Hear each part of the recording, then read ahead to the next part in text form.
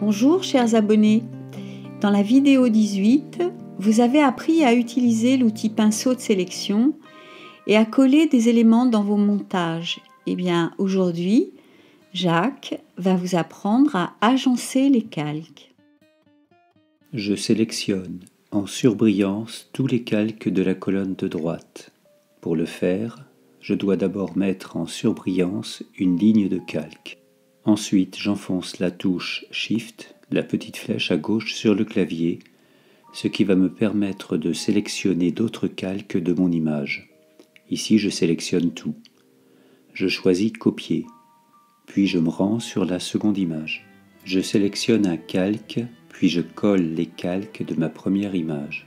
Mon collage n'est pas dans le format de mon image d'accueil. Je vais prendre du recul en réduisant l'image. Plusieurs contours de carrés apparaissent sur le fond noir de mon écran. Ce sont les calques que j'avais sélectionnés pour mon autre image. Comme ils sont tous sélectionnés, je vais pouvoir agir sur l'ensemble et conserver ainsi les grandeurs de mon image originale. Une fois que j'ai à peu près cadré mon image, je m'aperçois que l'avion est hors champ. Je vais donc sélectionner uniquement ce cadre pour le déplacer. Mes calques apparaissent donc sous la forme de carrés suivis ou non par d'autres carrés. Si je clique sur le premier calque, aussitôt il devient bleu. Le calque sélectionné est en surbrillance et signale que mes actions auront lieu sur ce calque uniquement. Ça signifie que je peux le modifier ou lui ajouter d'autres calques. Je peux également le cacher sans le supprimer en décochant l'onglet à l'extrémité droite.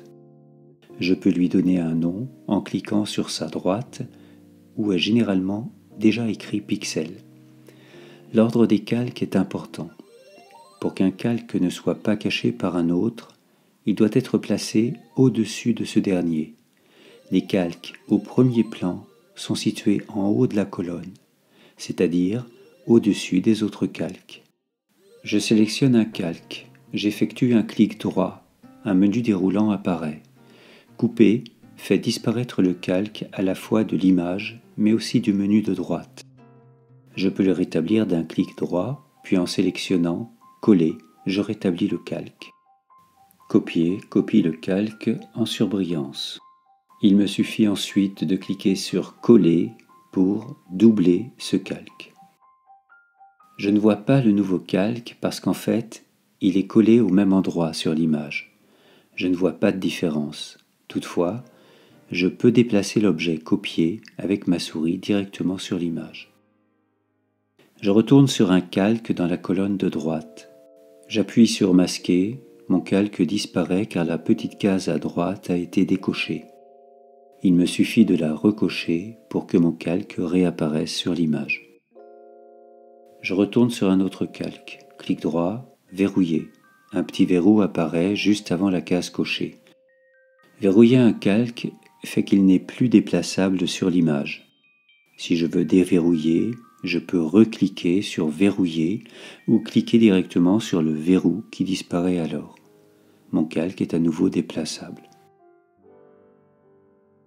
L'option « Exclure du magnétisme » sera abordée lors d'une séance consacrée au magnétisme.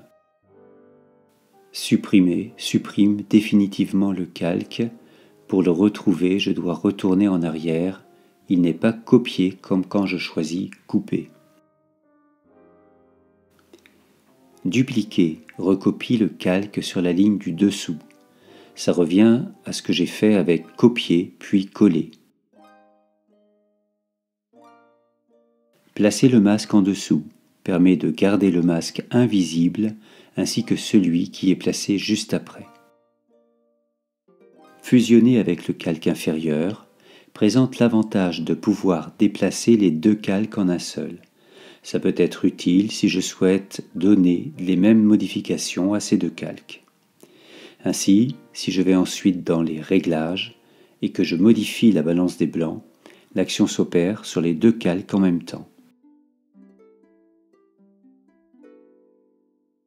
Grouper et grouper les calques plus bas produit un calque mère qui porte le nom du calque principal et qui reproduit le calque tel qu'il apparaît sur l'image. Grouper, créer un calque qui se présente sous la forme d'un seul carré plutôt que d'une suite de calques. Je peux retrouver ces calques en cliquant sur le petit triangle blanc placé devant le calque principal. Dégrouper me redonne mes calques à l'origine en ligne. Tramer sera vu ultérieurement. Nouveau calque pixelisé me permet de créer un calque pixelisé, c'est-à-dire un calque vide. Il apparaît au-dessus du calque sélectionné. Agrandir la sélection me permet de déplier une ligne de calque. Réduire la sélection replie les calques sur une seule ligne. Nous espérons que cette vidéo vous aura plu. Ciao ciao chers abonnés. Merci d'ajouter un petit pouce bleu en nous quittant.